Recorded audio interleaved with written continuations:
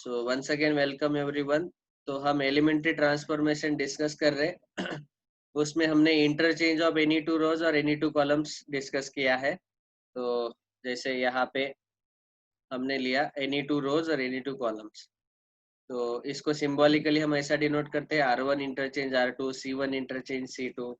हमने और एक एग्जांपल लिया था। फिर दूसरा ऑपरेशन अभी हमें डिस्कस करना है, दूसरा एलिमेंट्री ट्रांसफॉर्मेशन, वो है multiplication of elements of any row और column by a non zero scalar. ठीक है, तो वो हेडिंग लिखो अभी अगला, मल्टीप्लीकेशन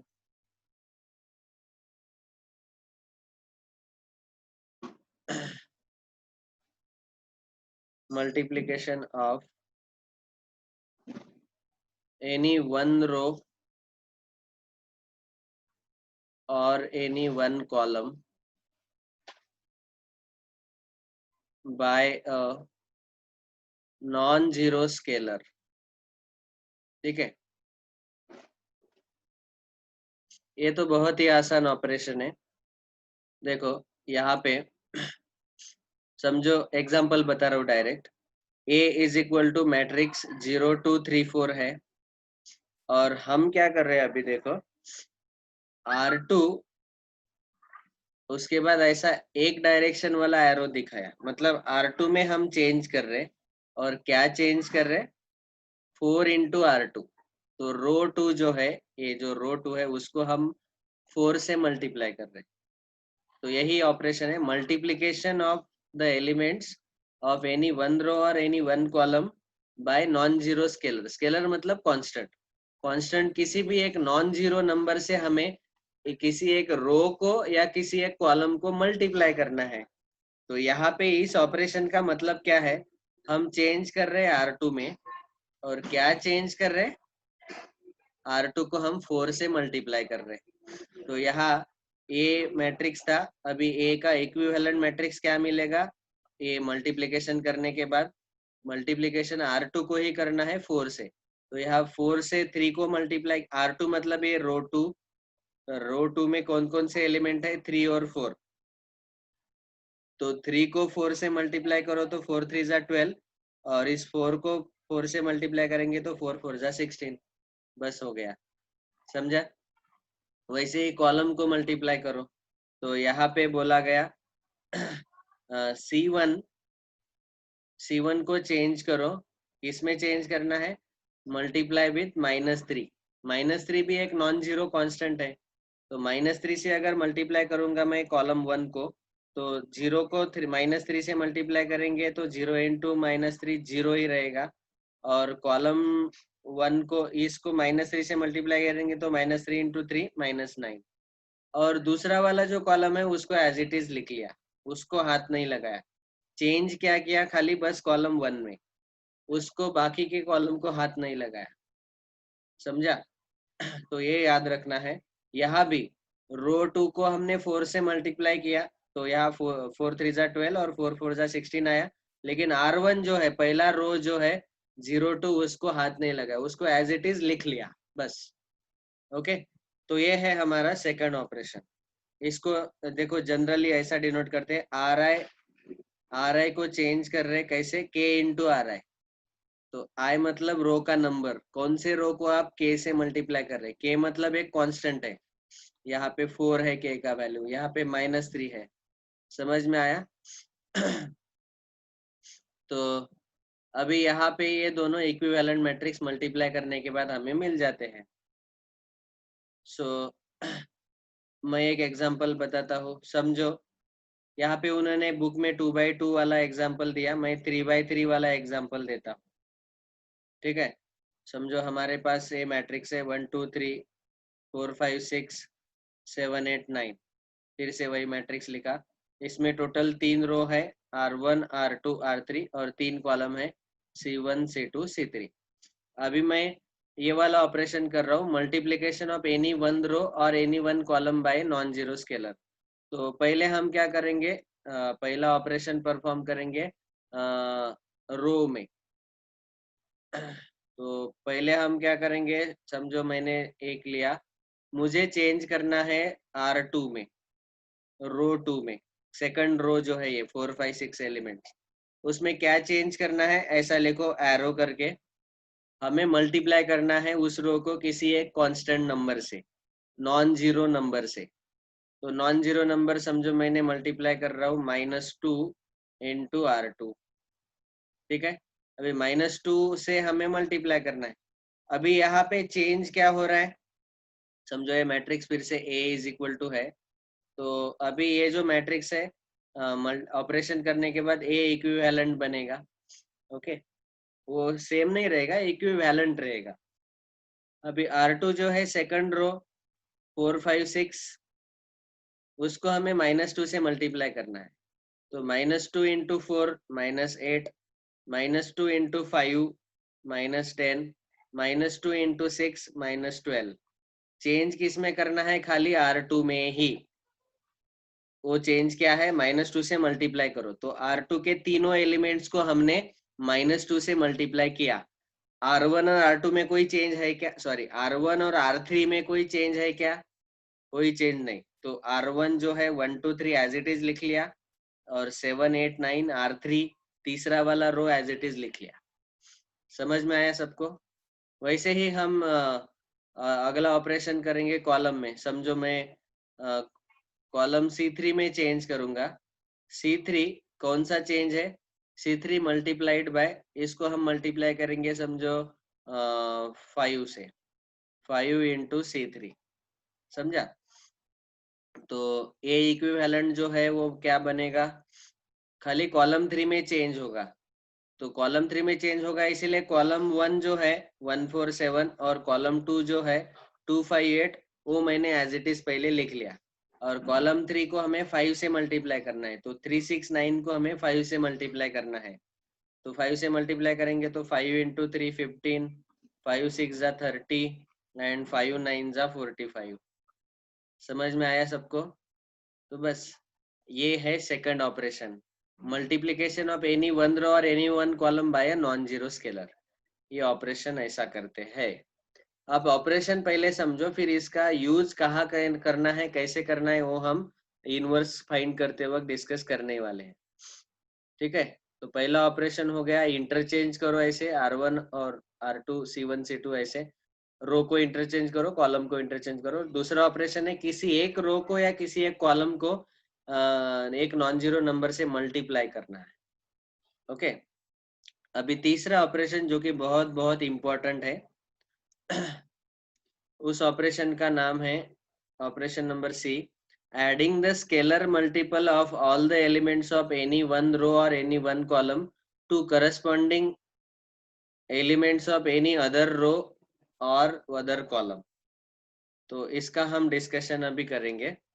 तो ये हेडिंग आपको लिखना है C, एडिंग, मैं इसको शॉर्ट में लिखता हूँ, adding a scalar multiple of, scalar मतलब कांस्टेंट भी बोल सकते हैं आप, constant, scalar multiple of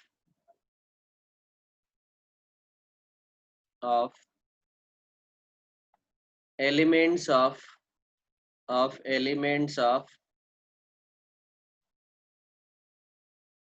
one रो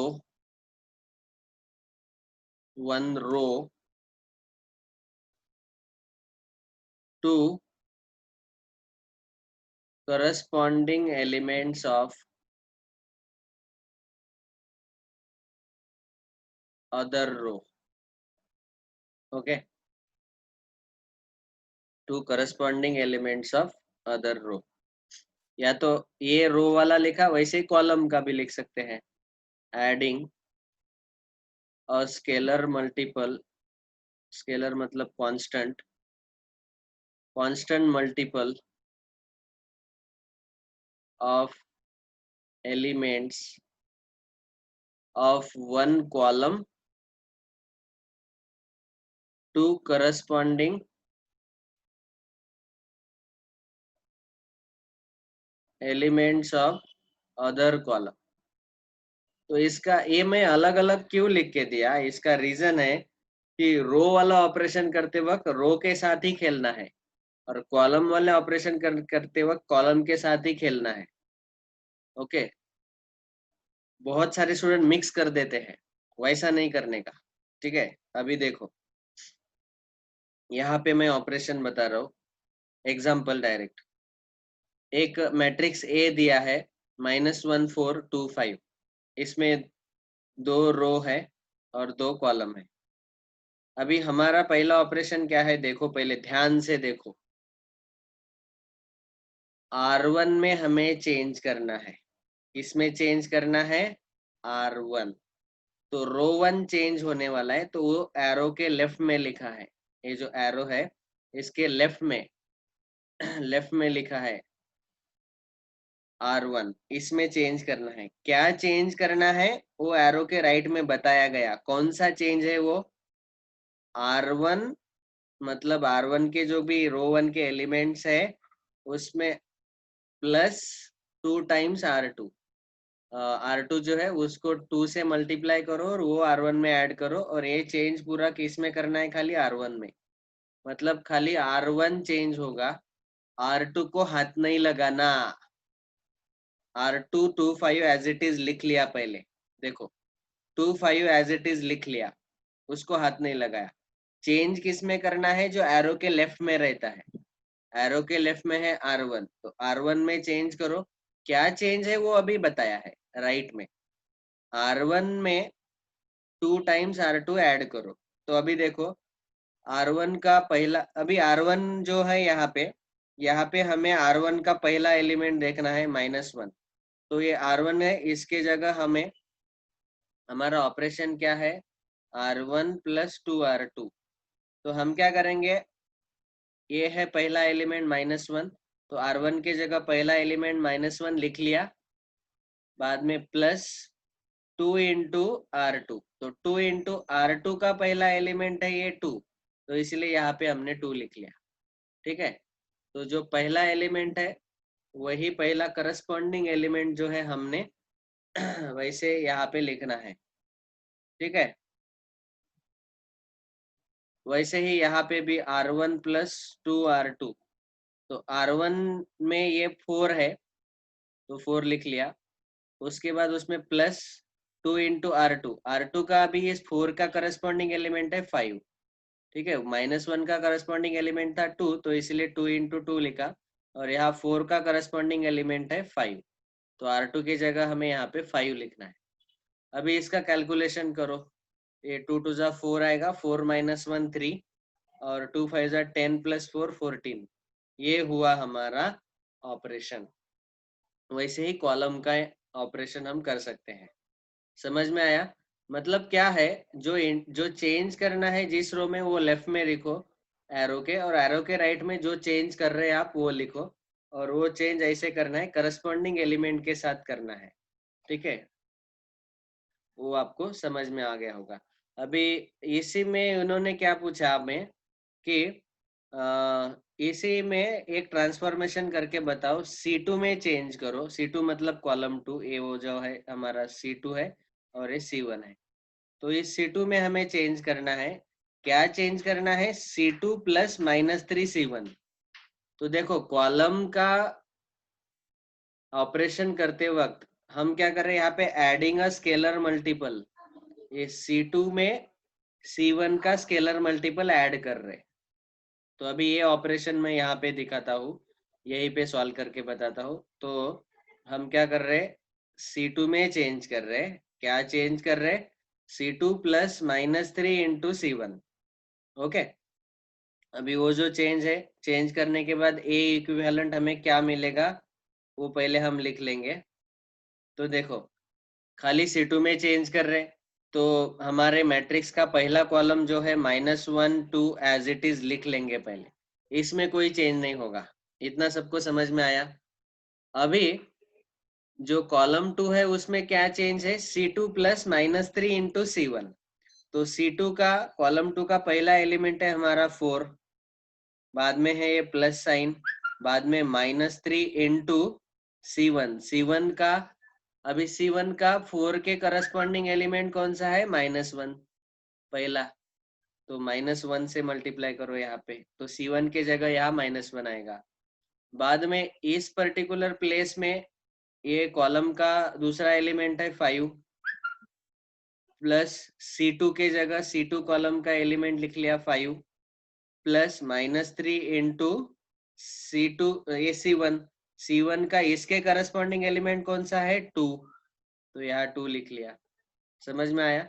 तो अभी ए इक्विवेलेंट क्या मिलेगा, कैलकुलेशन पूरा कंप्लीट कर लो। -1 2 पहला कॉलम वैसा का वैसा, यहाँ पे कैलकुलेशन देखो -3 इंटू -1 +3 +4 +7 और यहाँ -3 इंटू 2 -6 5 -6 -1।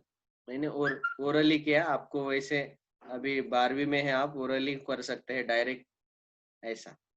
ठीक है, समझ में आया? ये 2/2 का हमने एग्जाम्पल लिया। अभी मैं एक 3/3 का एग्जाम्पल आपको एक्सप्लेन करके बताता हूँ। ठीक है, समझो। एग्जाम्पल ले रही है मैट्रिक्स ए हमें दिया है 1 2 3 4 5 6 7 8 9। ये मैट्रिक्स है हमारा 3/3 वाला। अभी मुझे चेंज करना है, रो का चेंज कर देखेंगे पहले। ओके, रो का चेंज। तो पहला चेंज मुझे करना है, इसमें पहला चेंज मुझे चेंज करना है, समझो R3। और R3 में क्या चेंज करना है, R3 में मुझे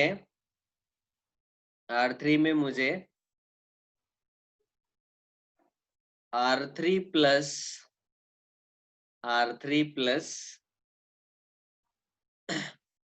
-3 इंटू R1 ये चेंज करना है। Okay, R3 plus -3 into R1 ये चेंज करना है। तो यहाँ पे ए इक्विवेलेंट क्या आएगा, सबसे पहले तो आपको पता है कि चेंज जो है एरो के लेफ्ट में जो लिखा है वो ही चेंज होता है, तो R3 ही चेंज होगा। तो R3 जो है तीसरा रो ऐसे यहाँ पे आएगा, वो हमें चेंज करना है। तो R1 और R2 तो एज इट इज लिखना पड़ेगा, तो R1 मैंने एज इट इज लिख लिया 1 2 3 और R2 एज इट इज लिख लिया 4 5 6। बस अभी चेंज करना है R3 में, वो चेंज देखो क्या है, R3 प्लस -3 इंटू R1। तो R3 का हमारा पहला एलिमेंट है 7, तो यहाँ R3 के जगह आएगा 7, बाद में है प्लस और -3 इंटू R1।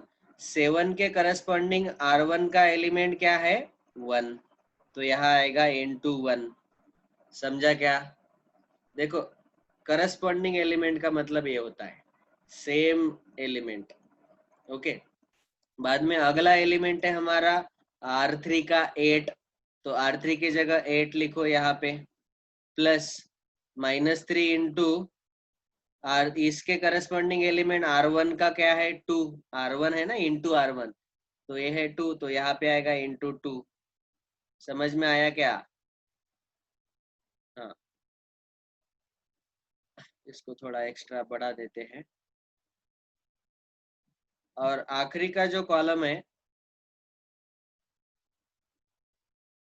आखिरी के कॉलम में यहाँ पे है 3, यहाँ पे है 6, आखिरी के R3 प्लस -3 R1, तो आखिरी का जो एलिमेंट है R3 का 9 है, सो 9 प्लस -3 इंटू R1 का कौन सा एलिमेंट है, करस्पॉन्डिंग एलिमेंट 3।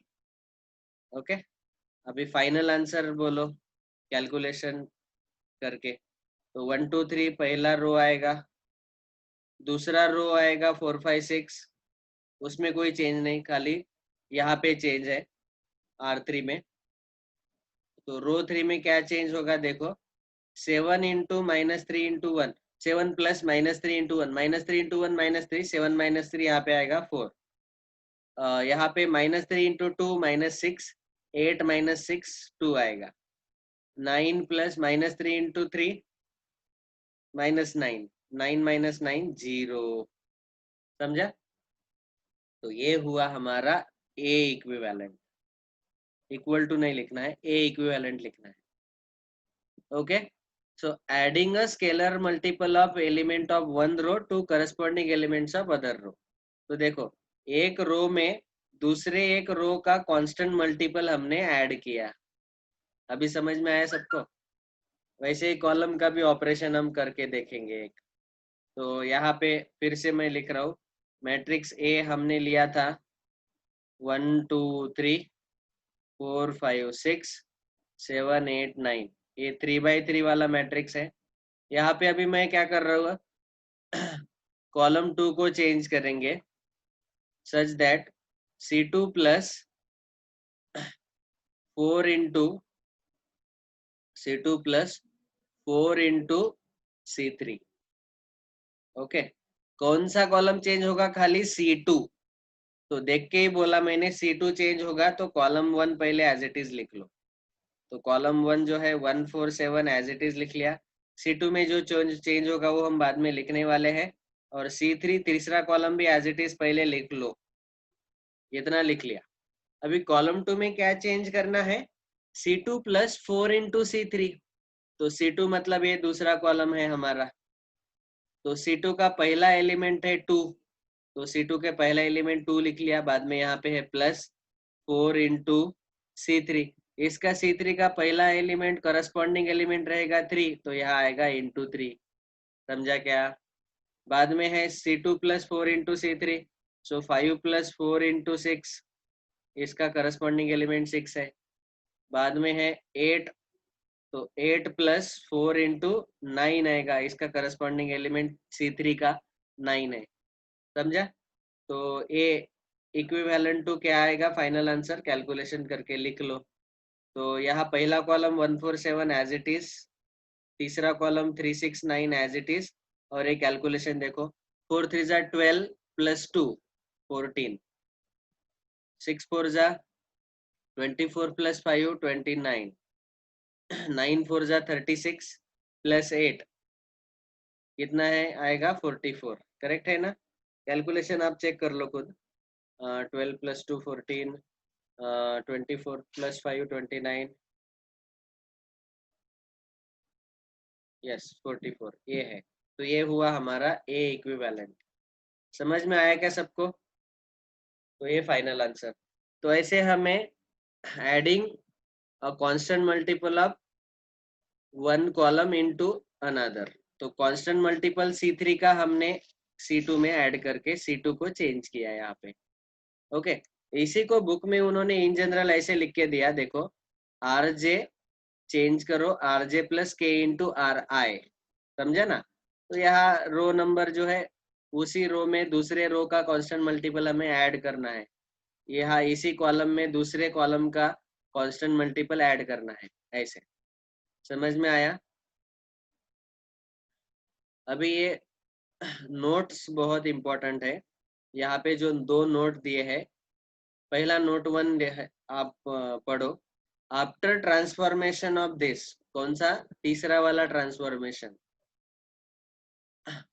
यहाँ पे RI जो है राइट हैंड साइड में K into RI remains the same as in the original matrix. और यहाँ पे भी ये CI जो है वो सेम रहेगा। मैंने यही बोला, बार बार यही बोल रहा हूँ मैं कि एरो के लेफ्ट में जो है वही रो चेंज होगा, RJ चेंज होगा, RI चेंज नहीं होगा। तो इसका एग्जांपल जो हमने दिया, यहाँ पे R3 चेंज किया हमने, देखो R1 चेंज किया क्या? बिल्कुल नहीं। R2 भी चेंज नहीं हुआ, एज इट इज लिख लिया। बार बार वही बोल रहा हूँ। यहाँ भी एरो के लेफ्ट में C2 है, वो चेंज हुआ। C3 चेंज हुआ क्या? C3 3 6 9 एज इट इज है। ओके, वैसे ही यहाँ पे पहला नोट दिया है। दूसरा नोट देखो, after elementary transformation the matrix obtained is said to be equivalent to the original matrix. वो इक्विवेलेंट रहेगा, एग्जैक्टली इक्वल टू नहीं रहेगा, इसीलिए हम इक्विवेलेंट का ये सिंबल यूज कर रहे हैं, ये ए इक्विवेलेंट ऐसे। ऑल राइट, तो आई होप एलिमेंट्री ट्रांसफॉर्मेशन के अभी तीनों के तीनों ऑपरेशन आपको समझ में आए होंगे। पहला ऑपरेशन क्या था, एक बार रिवीजन लेते हैं। इंटरचेंज करो दो रो या दो कॉलम। तो यहाँ हमने R1 इंटरचेंज R2 किया, R1 के जगह R2, R2 के जगह R1। C1 इंटरचेंज C2, तो पहला कॉलम 3 5 लिखा, C2 का जो पहला कॉलम C2 जो है 3 5, उसको पहले कॉलम के जगह लिखा, और C1 2 4 दूसरे कॉलम के जगह लिखा। यहाँ पे R1 इंटरचेंज R3 किया, तो पहला रो और तीसरा रो इंटरचेंज किया, दूसरी रो में कोई चेंज नहीं किया, दूसरा रो एज इट इज 4 5 6 लिख लिया। मतलब जिसमें चेंज है वही चेंज करो, बाकी के एज इट इज रहने दो। ओके। बाद में दूसरा ऑपरेशन देखा कि किसी एक रो को या किसी एक कॉलम को नॉन जीरो कांस्टेंट नंबर से मल्टीप्लाई करो। जैसे यहाँ पे R2 को हमने -2 से मल्टीप्लाई किया, इस केस में R1 और R3 को हाथ नहीं लगाया। ओके। और C3 को 5 से मल्टीप्लाई किया, तो खाली C3 चेंज हुआ, C1 पहला कॉलम और C2 दूसरा कॉलम एज इट इज रहने दिया।